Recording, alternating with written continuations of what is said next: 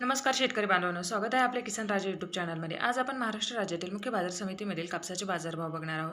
पुलगाव बाजार समिती असेल, सेलू बाजार समिती असेल, अकोट बाजार समिती असेल किंवा हिंगणघाट बाजार समिती असेल, या बाजार समित्यांमधील कापसाचे बाजारभाव आज आपण या ठिकाणी बघणार आहोत। पहिली बाजार समिती आहे भद्रावती, आवक आहे 869 क्विंटल, कमीत कमी बाजार 6200, तर जास्तीत जास्त बाजारभाव आहे 7450 रुपये प्रति क्विंटल। पुढची बाजार समिती आहे ती म्हणजे सावनेर। सावनेरमध्ये कापसाची आवक आहे 4000 क्विंटल, कमीत कमी बाजारभाव 7575, तर जास्तीत जास्त बाजारभाव आहे 7600 रुपये प्रति क्विंटल। यानंतरची बाजार समिती शेतकरी बांधवांना आपण पाहू शकता ती म्हणजे घाटंजी। घाटंजीमध्ये कापसाची आवक आहे 2160 क्विंटल, कमीत कमी बाजारभाव 7720, तर जास्तीत जास्त बाजारभाव आहे 7900 रुपये प्रति क्विंटल। पुढची बाजार समिती आहे ती म्हणजे जालना। जालन्यामध्ये कापसाची आवक आहे 1074 क्विंटल, कमीत कमी बाजारभाव 8010, जास्तीत जास्त बाजारभाव आहेत 8986 प्रति क्विंटल। यानंतरची बाजार समिती आपण पाहू शकता ती म्हणजे अकोला बोरगाव म्हणजे अकोला बोरगाव मध्ये कापसाची आवक आहे 594 क्विंटल, कमीत कमी बाजारभाव 8010, जास्तीत जास्त बाजारभाव आहेत 8010 रुपये प्रति क्विंटल।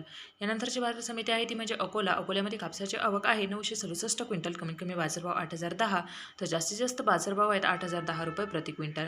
यानंतरची बाजार समिती आहे ती म्हणजे देऊळगाव राजा। देऊळगाव राजामध्ये कापसाची आवक आहे 1300 क्विंटल, कमीत कमी बाजारभाव 7400, तर जास्तीत जास्त बाजारभाव आहे 7820 रुपये प्रति क्विंटल।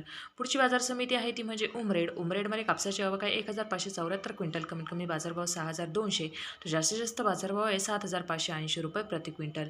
यानंतरची बाजार समिती आपण पाहू शकता ती म्हणजे मांडळ। मांडळमध्ये कापसाची आवक आहे 800 क्विंटल, कमीत कमी बाजारभाव आहे 7000, जास्तीत जास्त बाजारभाव आहे 7550 रुपये प्रति क्विंटल।